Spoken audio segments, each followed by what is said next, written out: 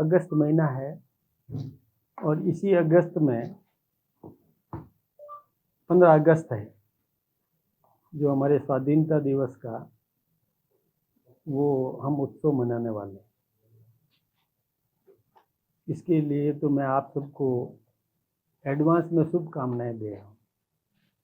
दूसरा, एक 14 अगस्त को विभाजन विभीषिका, ये एक बहुत बड़ी दुखी करने वाला दिन, आत्मा को झकझोर देने वाला दिन है। उसको भी हम लोग आम नागरिक तक पहुंचाने का काम कर रहे हैं, हमारी पार्टी करेगी। उसमें मैं मीडिया का भी सहयोग चाहूँगा। 14 अगस्त जिस दिन देश का बंटवारा हुआ था, ये केवल भूभाग का बंटवारा ही नहीं था। उस दिन जो लोग हमारे भाई जिनका एकाएक बता दिया कि पाकिस्तान से उनको अपना घर बार छोड़ करके हिंदुस्तान जाना है, उसके मन की इस विभीषिका को समझा जा सकता है, मन के दुख को समझा जा सकता है कि जिस व्यक्ति ने अपने अरमान संजोए और एक अट्टालिका तैयार की, भवन तैयार किया, उसने ये सोचा कि यहाँ मेरा बेडरूम होगा, इसको और अच्छा संवारूँ, पलंग में इस प्रकार का ला करके रखूँ, यहाँ पर मैं और ड्राइंग रूम ऐसा होना चाहिए, यहाँ मंदिर बनाऊंगा, इसमें ये मेरा बेटा पढ़े, स्टडी रूम ये रहेगा। अपने जीवन के गाढ़े पसीने की कमाई लगा करके जिसने वो भवन तैयार किया, जिसने अरमान संजोए कि मेरी पीढ़ी यहाँ आराम करेगी, और एकाएक उसको सूचना मिल जाए कि तुमको ये घर बार छोड़ करके, ये देश छोड़ करके दूसरे यानी जाना है, तो पाकिस्तान से जिन लोगों को भगाया गया वो क्या लेके जाएगा?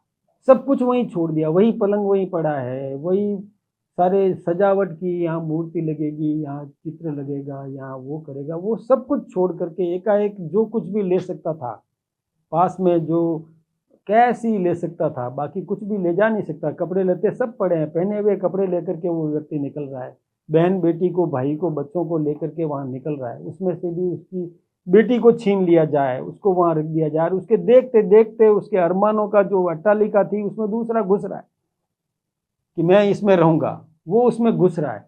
इस विभीषिका को समझा जा सकता है। ये याद दिलाने की जरूरत है, इस देश के आम नागरिक को ये इतिहास बताने की जरूरत है। ये वो समय आया है कि विभाजन विभीषिका यानी कितना दर्दनाक दुखद वो क्षण रहा होगा उस व्यक्ति के लिए, और वह व्यक्ति अकेला बड़ी मुश्किल से अपने बच्चों को बचा करके और रोते रोते देखते देखते कि ये मेरा अरमान यहाँ ठंडा रह गया, और वो हिंदुस्तान में आया और हिंदुस्तान में शरणार्थी जीवन जीने को मजबूर हुआ, जो संपन्न था वहाँ पर, और यहाँ आकर के और एक मतलब क्या उसके मन के भाव को समझा जा सकता है। ये हम विभाजन विभीषिका का ये कार्यक्रम हम अभी मनाएंगे, बताएंगे। आम नागरिक को ये बताने की ज़रूरत है कि देश समृद्ध होना चाहिए, हम सब एक होना चाहिए, संगठित होना चाहिए, ये राष्ट्र संगठित हो। ये हम दुनिया को बताने के लिए ये कार्यक्रम अभी आयोजित कर रहे हैं। मैं ये चाहूँगा कि राजनीति से हट करके इस विषय को हम सबको समझने की ज़रूरत है। उसमें कोई किसी भी मानसिकता का व्यक्ति रहा होगा, लेकिन उसको वहाँ से भागना पड़ा होगा। ये रुका नहीं है, उसके बाद में भी हुआ कई सन। आज भी आप देखते हैं कि दोयम दर्जे का जीवन यहाँ जीने को जिनको मजबूर होना पड़ा। हमारी पार्टी ने ये प्रयास किया, हमारे देश के प्रधानमंत्री नरेंद्र भाई मोदी जी ने ये चिंता करी और उनको भी नागरिकता प्रदान करने का जो बीड़ा उठाया, मैं सोचता हूँ कि इसमें हमारे देश के प्रधानमंत्री जी का बहुत बहुत अभिनंदन किया जाए, धन्यवाद दिया जाए कि उनको भी एक समृद्ध होने का एक अवसर प्रदान किया, नागरिकता प्रदान करने का जो काम किया, ये एक बार हमें दुनिया को बताने का दायित्व निभाना है। इसलिए हम अभी ये कार्यक्रम कर रहे हैं। हमारे दूसरे क्षेत्र में अभी बैठक भी चल रही थी, हम उसमें से बता करके आए और ये कार्यक्रम अब चलेगा। मैं मीडिया के भाइयों से भी आग्रह करूंगा कि कृपा करके ये दो जो कार्यक्रम है कि 15 अगस्त के दिन प्रत्येक घर पर तिरंगा लगे, हर घर तिरंगा, ये हमारा अभियान है। हम भी उपलब्ध करवा रहे हैं, प्रत्येक बूथ तक हम तिरंगा भेज रहे हैं। और इस बार मेरे पार्टी के समस्त कार्यकर्ता एकजुट होकर के लगेंगे और घर घर तिरंगा अभियान। और इसमें हम तो, हमारी एक सीमाएं हैं, हमारी एक व्यवस्था की सीमा होती है, लेकिन मैं प्रत्येक नागरिक का आह्वान करना चाहूँगा आपके माध्यम से, आपके इस महत्वपूर्ण चैनल के माध्यम से मैं आह्वान करना चाहूँगा कि जनता में जागरूकता पैदा हो, मन में एक जज्बा पैदा हो, इस देश की एकता, अखंडता और उन्नति के लिए भाव पैदा हो, और वो खुद व्यवस्था करके अपने घर पे सम्मान के साथ तिरंगा लगाए। ये वो क्षण है जिसमें हमें देश की एकता दिखानी है। राजनीति से हटकर पक्ष में भी देशभक्ति चाहिए, विपक्ष में भी देशभक्ति चाहिए, सभी पक्षों में देशभक्ति का भाव जागृत करने का काम हम सबको मिलकर के करना है। ये मैं आप सबसे प्रार्थना कर रहा हूँ कि 15 अगस्त को प्रति घर में तिरंगा लगे, दुकान पर तिरंगा लगे, सम्मान के साथ तिरंगा लगे। इसमें हमको बढ़ चढ़ करके अपना योगदान देना है। और दूसरा, 14 अगस्त को जब देश का बंटवारा हुआ था, उसका दुख हम सबको है। और कल्पना करें कि जैसे कश्मीर से पंडितों को भागना नहीं पड़े और कहीं से किसी प्रकार का ये दुखी ऐसा वातावरण नहीं बने, हम सब एक रहें, सुखी रहें, समृद्ध रहें। एकता का सूत्र हम सबको याद रखने की ज़रूरत है, उसमें हम सब बंधे रहें। नहीं, देखिए चुनाव है, चुनाव है, मजबूत, देखिए तभी मजबूती आती है जब दुश्मन भी सामने बराबरी का हो, तब युद्ध लड़ने में मज़ा आता है। नहीं तो इजी लेते हैं, हमारे लोग भी आराम से सोते रहेंगे कि क्या है, कोई सामने है ही नहीं। तो मैं ये चाहूँगा कि सामने भी मजबूत हो, तो हमारे व्यक्ति भी थोड़ा और मेहनत करेंगे, तैयार होंगे और युद्ध ढंग से लड़ेंगे तो जीतेंगे। राहुल गांधी तो ये कह रहे हैं कि वोट चोरी कर रहा है इसी बीजेपी के लिए। वोट, इलेक्शन कमीशन जो है SIR को देखिए मैं एक बात बताऊं साहब, मैं इस देश का निर्णय इस देश का नागरिक करे, ये बहुत ज़रूरी है। कोई बाहर से आकर के यहाँ मताधिकार प्राप्त कर ले, वो ये ठीक नहीं है। इस देश का नागरिक तो हो, और इस देश का नागरिक है और तो वो हटेगा नहीं, उसका नाम लिस्टेड रहेगा ही रहेगा। अब मतदाता सूची का पुनरीक्षण हर बार होता है, प्रतिवर्ष होता है, समीक्षा की जाती है, कौन मर गया उसकी भी उसको हटाया जाना चाहिए, कौन डबल आ गया, 2 जगह उसका नाम है तो वो हटना चाहिए, एक जगह ही तो वोट देगा, समान अधिकार उसको मिलना चाहिए। कौन यहाँ का नागरिक ही नहीं है, बाहर से आकर के और यहाँ आकर के और वोट दे करके और सत्ता हासिल करना चाहता है, ये भी ठीक नहीं है। इस देश का नागरिक इस देश का शासन करे, ये बहुत ज़रूरी है। इसमें राहुल जी क्यों ये किसी इटली के व्यक्ति को ला करके और यहाँ वोट देने का अधिकार दिलाना चाहते हैं, या रोहिंग्या को ला करके, या कोई बांग्लादेशी को ला करके, या और किसी को ला करके कहीं से भी, और उसके आधार पर सत्ता हासिल करना चाहे, ऐसा ठीक नहीं है। स्वस्थ परंपरा होनी चाहिए। जो इस देश का नागरिक है उसको वोट देने का अधिकार है, इस देश का नागरिक है उसको वोट पाने का अधिकार है, ये सब अधिकार इस देश के नागरिक को होना चाहिए। तो इसलिए पुनरीक्षण होना ही चाहिए। इसमें क्यों ऐतराज कर रहे हैं मुझे समझ में नहीं आया। कारण तो बताया कि ऐतराज इसलिए कर रहे हैं, नाम कटेगा तो किसका कटेगा, जो नहीं है, जो अपना परिवार का सदस्य नहीं है, साबित नहीं कर पाया, यहाँ का नहीं है, तो उसी का तो कटेगा। यहाँ के व्यक्ति को कैसे काटा जा सकता है, काट ही नहीं सकता कोई। ये पता नहीं क्यों ऐसा। ये मैंने भी चैनल्स के माध्यम से या समाचार पत्रों के माध्यम से पता किया। वास्तव में मैं एक बार अध्यक्ष जी से भी सलाह बात कर लेता हूँ कि ये क्या हुआ। वो तो कह रहे हैं कि नहीं था, लेकिन बोले ये वैध नहीं था, ये उन्होंने कहा है। मैं बात करके और आपके सामने भी रखूँगा। लेकिन अनुशासन वाली पार्टी में ये पहली बार हुआ है, अनुशासन वाली पार्टी में ये पहली बार हुआ है कि रेफरेंसेस दिए गए बाकायदा। ये पहली बार ऊपर से लेकर नीचे तक मंडल अध्यक्ष पे भी कभी इस तरीके की सिचुएशन नहीं आई कि रेफरेंसेस दिए गए। नहीं होता है, कभी भी नहीं हुआ, ऐसा कभी भी नहीं हुआ। नहीं होना चाहिए, नहीं होना चाहिए। मैं इसकी पूरी समीक्षा करके, क्योंकि मैं राज्यसभा में उधर थोड़ा व्यस्त रहा, लेकिन जो ही वहाँ से निकला और मुझे ये जानकारी मिली तो मैं इसकी पूरी तह में जाऊंगा कि ये कैसे क्या क्यों हुआ।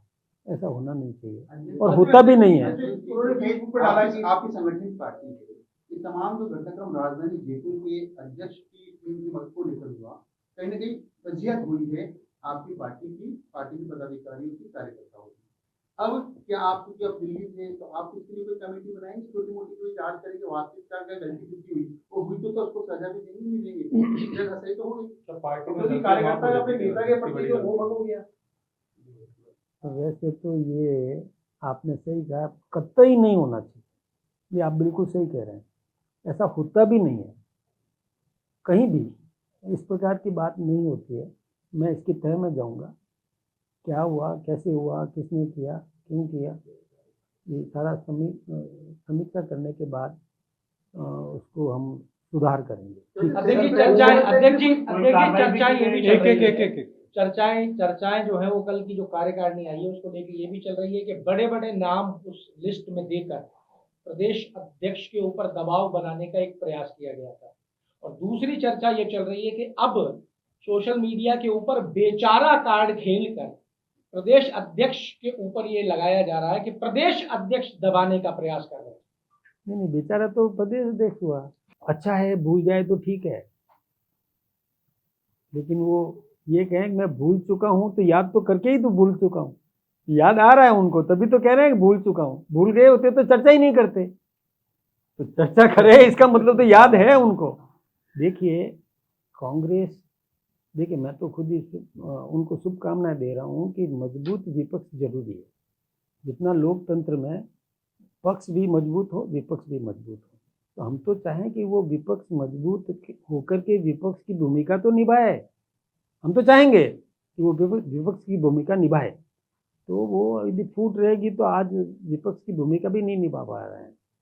तो ठीक है यदि वो, और वैसे उनमें बिखराव तो है, बहुत ज़्यादा बिखराव है। वो कुछ भी वो शब्द याद आते हैं ना, जब भी, जैसे मैं आज विभाजन विभीषिका को याद करके हिल जाता हूँ कल्पना मात्र से, जबकि मैंने देखा नहीं है, मेरा जन्म बाद में हुआ, लेकिन जब भी वो सचिन पायलट जी सोचेंगे कि मुझे नकारा कहा, मुझे निकम्मा कहा, मैं कोई कांदा बेचने आया हूँ क्या, ये कहा, तो वो फिर एकदम से होगा कि गलत हो रहा है, वो एकदम से वापस विचलित हो जाएंगे। ये तो याद जब जब आएगा तो भुलाना है तो सचिन जी से भुलवाओ, उनको कहो कि भूल जा भाई, मेरे से गलती हुई, ये तो कहे मैं भूल चुका हूँ।